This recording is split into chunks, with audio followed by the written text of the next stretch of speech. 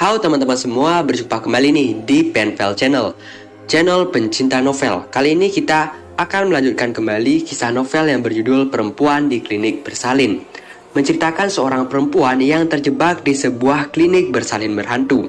Sekarang sudah memasuki bab ke-20, kasus Sekar.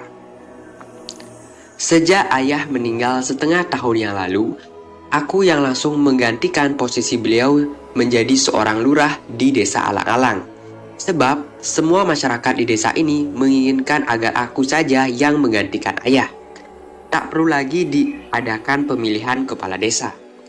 Ayah memang sangat dicintai oleh seluruh warga desa Alang-Alang. Semua kebijakan yang dibuat oleh ayah semata-mata memihak kepada masyarakat. Oleh karena itu, mereka berharap aku pun bisa seperti ayah yang senantiasa bekerja untuk kepentingan warga. Di desa Alang-Alang ini, aku dilahirkan dan dibesarkan. Dari kecil hingga dewasa, menikah dan mempunyai keluarga.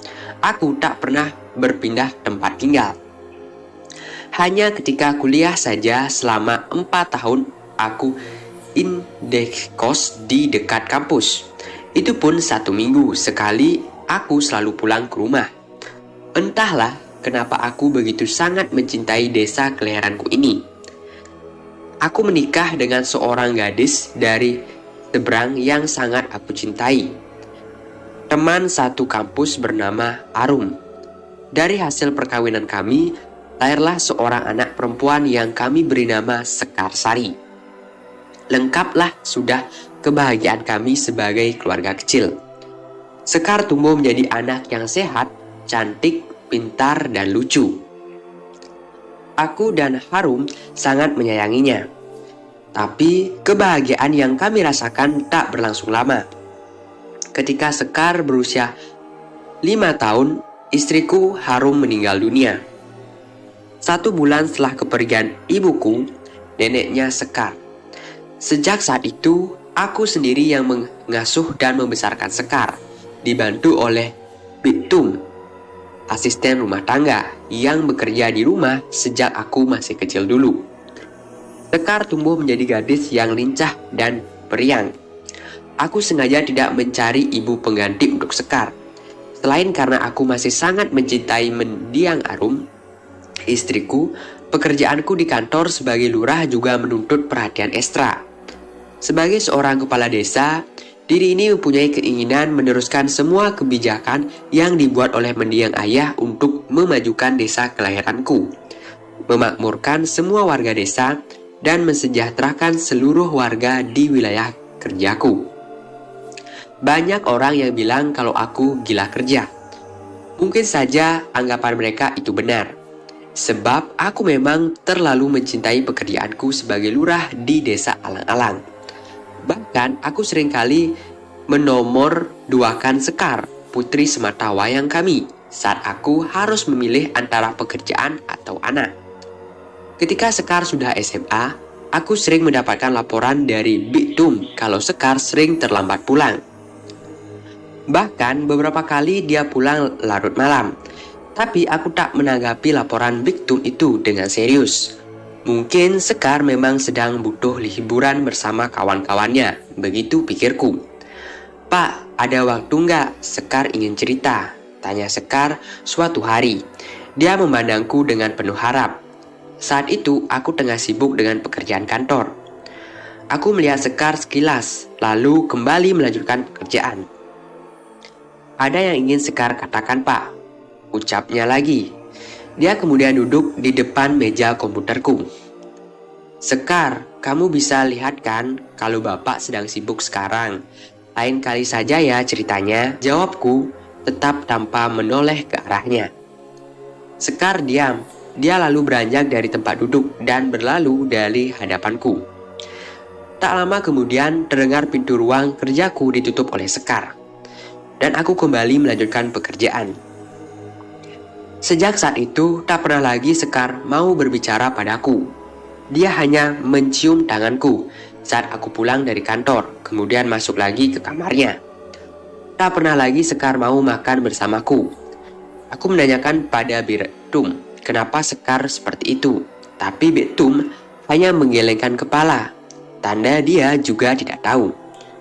Sudah beberapa hari aku tak melihat Sekar di rumah, tak menyambut dan mencium tanganku saat aku pulang dari kantor, seperti biasa yang dia lakukan. Awalnya aku mengira kalau dia ada di dalam kamar. Aku juga tak bertanya pada Bektum. Kesibukan pekerjaan di kantor kelurahan telah membuatku lupa kalau aku mempunyai seorang anak gadis yang sedang beranjak dewasa dan membutuhkan perhatian ekstra dari orang tuanya. Terakhir aku melihat Sekar 4 hari yang lalu. Ternyata hari itu adalah hari terakhir aku melihat putri semata wayangku. Waktu itu, sepulang dari kantor, Sekar mencium tanganku seperti biasanya. Dia memakai baju daster. Aku merasa sedikit heran. Tak biasanya Sekar memakai daster, tapi aku tak menanyakan hal tersebut. Kulihat wajahnya agak murung, seperti ada yang sedang dipikirkan. Meski dia berusaha untuk tersenyum, dia kelihatan pucat. Mungkin sedang tak enak badan, begitu pikirku. Dan bodohnya, aku tak bertanya pada Sekar apakah memang dia sedang sakit.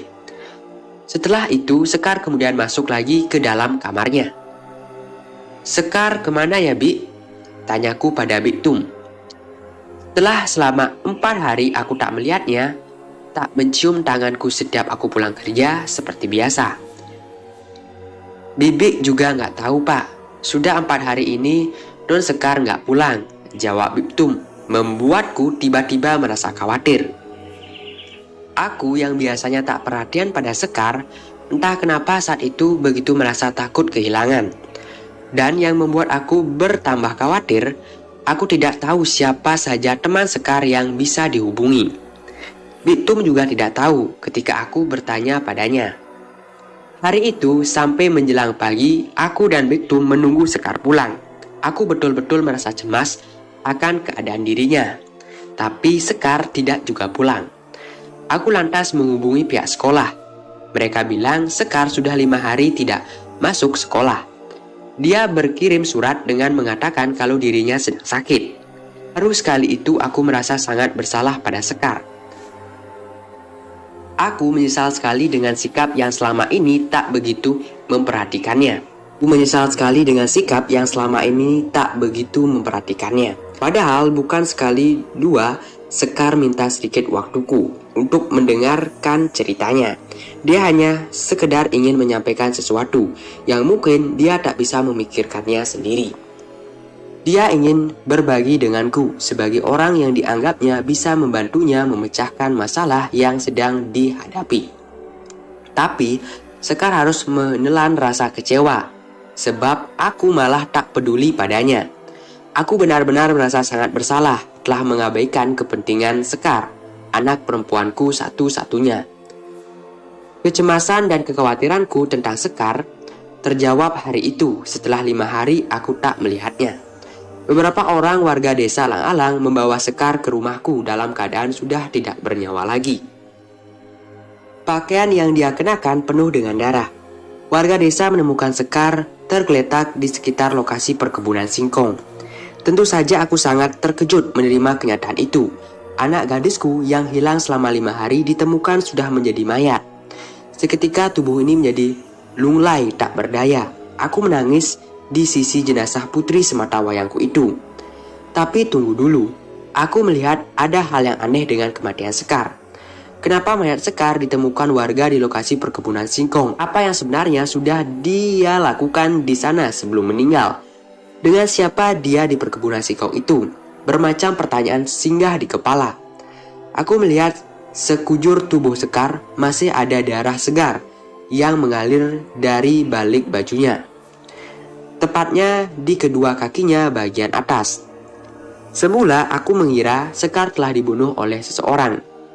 Segera aku menghubungi dokter puskesmas untuk memeriksa mayat Sekar. Dan dari keterangan dokter itu, aku mendapatkan info kalau ternyata Sekar meninggal karena keguguran. Dia mengalami pendarahan dan kehabisan banyak darah. Bagai disambar petir di siang hari, aku mendengar keterangan dari dokter puskesmas tersebut. Sekar keguguran? Bukankah itu berarti Sekar sedang hamil? Kenapa aku tak pernah mengetahui hal itu? Teringat kembali saat beberapa kali Sekar meminta aku sedikit waktu untuk mendengarkan ceritanya. Apakah hal ini yang ingin dia ceritakan padaku?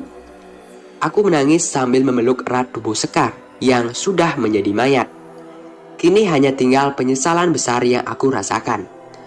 Kehilangan anak sematawayang tanpa aku melihat saat dia meninggal.